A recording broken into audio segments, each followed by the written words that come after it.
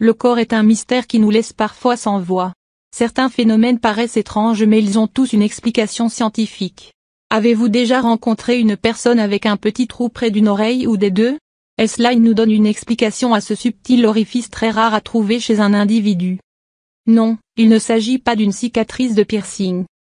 Certaines personnes sont nées avec de minuscules trous près des oreilles. En avez-vous déjà rencontré?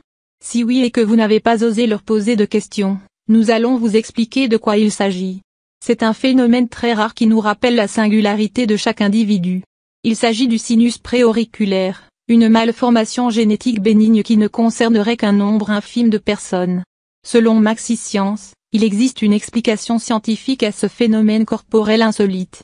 Ce petit orifice près du cartilage peut s'infecter mais il peut être retiré grâce à une chirurgie.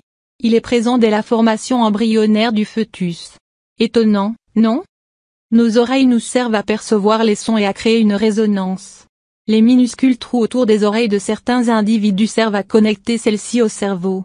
Le plus souvent, ce trou n'est présent que sur une oreille.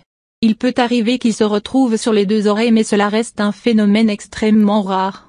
Le corps est fascinant et chacun d'eux est unique avec des particularités qui peuvent être troublantes. Sinus préauriculaire. On appelle cela le sinus préauriculaire. Dans la majorité des cas, ce trou n'est présent que sur une oreille. Celui-ci se forme lors des premiers stages de développement du fœtus, lorsque le bébé est encore dans le ventre de sa maman. Incroyable, non? Pas d'inquiétude, ce phénomène est bénin. Certes, il arrive quelquefois que celui-ci s'infecte mais un traitement aux antibiotiques peut en venir à bout rapidement. Si ce problème se pose souvent, une chirurgie peut retirer cet orifice pas comme les autres. Les symptômes d'une infection de l'orifice près du cartilage sont enflure localisée, présence de rougeur, abcès, douleur plus ou moins intense, écoulement de liquide. Malformation génétique bénigne. Il s'agit en fait d'une malformation génétique tout à fait bénigne. Le plus souvent, cela provient d'un gène lié à l'hérédité. Ces orifices se situent généralement à l'avant de nos oreilles et constituent des restes de branchies de nos ancêtres à nageoires. Cette théorie n'a pas encore été testée scientifiquement mais c'est une croyance populaire très courante. Selon la théorie du scientifique Chubin, la présence de cet orifice près des oreilles serait due aux premier et deuxième arcs pharyngiens. Il s'agit d'une structure présente chez tous les vertébrés qui se construit lors du développement embryonnaire.